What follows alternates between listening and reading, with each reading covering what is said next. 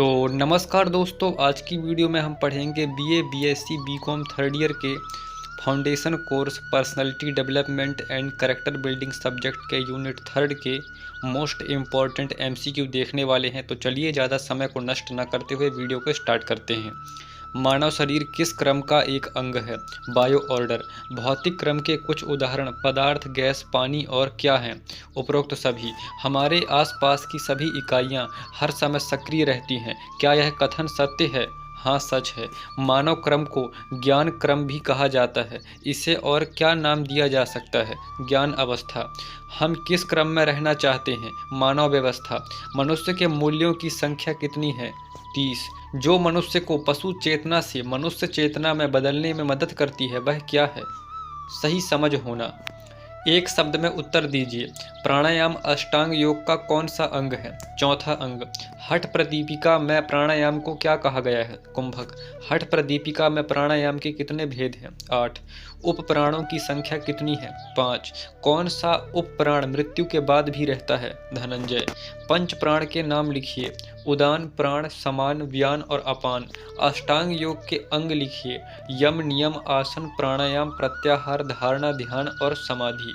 यम के 5 प्रकार कौन से हैं? सत्य, अहिंसा, अस्तेय, ब्रह्मचर्य और अपरिग्रह। नियम के प्रकार लिखिए। शौच, संतोष, तप, स्वाध्याय, ईश्वर, प्राणिधान। अष्टांग योग के रचयिता कौन है? महर्षि पतंजलि। शरीर की प्रकृति के नाम लिखिए। वात, पित्त और कफ। हठ योग में हठ का क्या अर्थ है? सूर्य तथा चंद्र। योग करने से ऊर्जाएं क्या होती हैं? ऊर्ध्वगामी। आज्ञा चक्र में कितनी नाड़ी मिलती है? उनके नाम लिखिए। 3 होती है, इंगला, पिंगला और सुषुम्ना। आज्ञा चक्र का अन्य नाम क्या है? त्रिवेणी चक्र। भारत में योग का इतिहास कितना पुराना है? लगभग 300 ईसा पूर्व। प्राण के कितने प्रकार हैं? 5। श्वास पर नियंत्रण रखने की प्रक्रिया को क्या कहते हैं? प्राणायाम। शरीर में ठीक ढंग से रक्त प्रवाह कौन सी प्रणाली से होता है? रक्त संचार प्रणाली से। योग आत्मा कहा जाता है प्राणायाम को। प्राणायाम के भाग या चरण हैं पूरक, कुंभक और रेचक। श्वास को अंदर खींचने के कुछ समय पश्चात सांस को अंदर ही रोकने की क्रिया को क्या कहते हैं? कुंभक। श्वास को बाहर निकालने की क्रिया को क्या कहते हैं? रेचक। नाभि से निचले भाग में प्राण को क्या कहते हैं? अप्राण।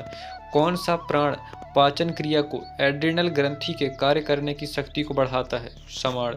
गले से दिल तक को क्या कहते हैं? प्राण। श्रीमद् भगवद गीता के अनुसार योग की परिभाषा है योग कर्मसु कौशलम। किस प्राणायाम से मोटापा कम होता है? भस्त्रिका प्राणायाम से। सूर्यभेदी प्राणायाम लाभदायक है शरीर के सैलों को शुद्ध करने में, शरीर में गर्मी बढ़ाने में, अंतड़ियों के रोग दूर करने में।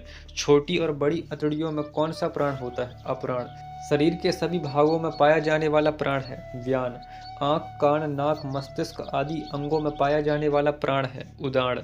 कौन सा प्राणायाम रक्त को शुद्ध करने में सहायक होता है? शीतली प्राणायाम। योग समाधि है यह कथन है महर्षि वेदव्यास का। आसन का अर्थ है शरीर की स्थिति। मस्तिष्क की पूर्ण एकाग्रता क्या कहलाती है? ध्यान। संयुक्त राष्ट्र महासभा ने 21 जून को अंतर्राष्ट्रीय योग दिवस मनाने की घोषणा कब की थी? 11 दिसंबर 2014 को। परम चेतन या दिव्य मन में पूरी तरह से लीन होना कहलाती है समाधि। किसके सतत अभ्यास से तन एवं मन दोनों को रूपांतरित किया जा सकता है? योग के। अंतर्राष्ट्रीय योग दिवस प्रतिवर्ष मनाया जाएगा 21 जून को। प्रथम अंतर्राष्ट्रीय योग दिवस मनाया गया था 21 जून 2015 को। संयुक्त राष्ट्र महासभा में अंतर्राष्ट्रीय योग दिवस का समर्थन करने वाले मुस्लिम देशों की संख्या थी 46। योग आध्यात्मिक कामधेनु है। योग की परिभाषा किसने दी थी? डॉक्टर संपूर्णानंद ने। योग से कब्ज दूर होती है। इसका संबंध किस प्रणाली से है? पाचन प्रणाली से। किस आसन से बुढ़ापा दूर होता है? चक्रासन से। यम कितने प्रकार के होते हैं? 5। अष्टांग योग का प्रथम अंग क्या है? यम। पहला अंतर्राष्ट्रीय योग दिवस विश्व के कितने देशों में मनाया था? 192। संयुक्त राष्ट्र महासभा में अंतर्राष्ट्रीय योग दिवस का कितने देशों ने समर्थन किया था? 175। योग मस्तिष्क को शांत करने का अभ्यास है यह किसने कहा? महर्षि पतंजलि ने। योग शब्द की उत्पत्ति किस भाषा से हुई है? संस्कृत से। योग शब्द का उद्भव हुआ था युज शब्द से। युज का क्या अर्थ है? जुड़ना, एक होना, मिलन अथवा संयोग। प्राणायाम की अवस्थाएं हैं सांस को अंदर खींच खींचना, सांस को बाहर निकालना, सांस को रोके रखना। मनोवृत्ति के विरोध का नाम ही योग है। यह परिभाषा दी थी महर्षि पतंजलि ने। प्रसिद्ध योगी पतंजलि ने योग की कितनी अवस्थाओं का वर्णन किया है? 8। योग का जन्मदाता देश है भारत। प्रणव मंत्र के उच्चारण से क्या लाभ होता है? एकाग्रता बढ़ती है तथा शांति प्राप्त होती है।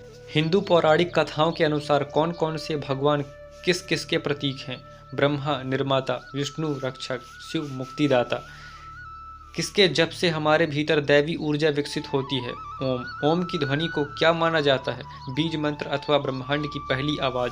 चिकित्सकों के अनुसार किस मंत्र के जाप से स्वास्थ्य लाभ होता है? प्रणव मंत्र के जाप से। प्रणव मंत्र के जाप से स्वास्थ्य संबंधी लाभ लिखिए। रक्तचाप सामान्य होता है, तनाव उदासी दूर होती है तथा मानसिक शांति मिलती है। मन का शांत हो जाना क्या कहलाता है? आंतरिक मौन। अपने मन से उपजने वाली कल्पनाओं व विचारों को काबू करना क्या कहलाता है? संयम। किसको नियंत्रित करने से सभी को नियंत्रित किया जा सकता है? श्वास। श्वास की गति से हमारी आयु क्या तथा क्या है? घटती तथा बढ़ती है। जिंदगी का पहला कृत्य क्या है? श्वास लेना।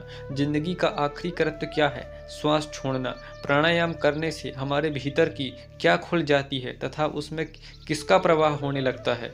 नाड़ियाँ खुल जाती हैं और ऑक्सीजन एंड शुद्ध वायु का प्रवाह होने लगता है। गायत्री मंत्र एक क्या है? छंद। गायत्री मंत्र के क्या लाभ हैं? बुराइयों से मन दूर होता है तथा क्रोध शांत होता है। गायत्री मंत्र में कितने पद होते हैं? 3। सत्य असत्य बताइए। दुखी व्यक्ति से करुणा की भावना से चित्त निर्मल होता है। सत्य। पापी व्यक्ति की उपेक्षा करने से चित्त निर्मल होता है। सत्य। चित्त प्रसादन के 3 उपाय महर्षि पतंजलि ने बताए हैं। असत्य। ईश्वर की कृपा से समाधि की प्राप्ति होती है। सत्य। महर्षि दयानंद ने ईश्वर को सगुण व निर्गुण माना है। सत्य। चार्वाक दर्शन ईश्वर की सत्ता पर विश्वास करता है। असत्य। ईश्वर कलेश कर्म विपाक तथा आशय से परे है। सत्य। योग दर्शन में आत्मा को ईश्वर की संज्ञा दी है। असत्य। निम्न शब्दों के अर्थ लिखिए। अनैच्छिक, जो बिना इच्छा के है। कुंभक, श्वास रोकना प्राणायाम। पूरक, श्वास लेना। रेचक, श्वास छोड़ना। ज्येष्ठ, बड़ा। प्रवाह, गति। निरोध, रोकना, अवरुद्ध करना। स्वर्ण, सोना, कनक। लाघव, हल्कापन। शरीरस्थ, शरीर में स्थित। हास, कम, क्षीण, तनु। साम्यावस्था, संतुलन।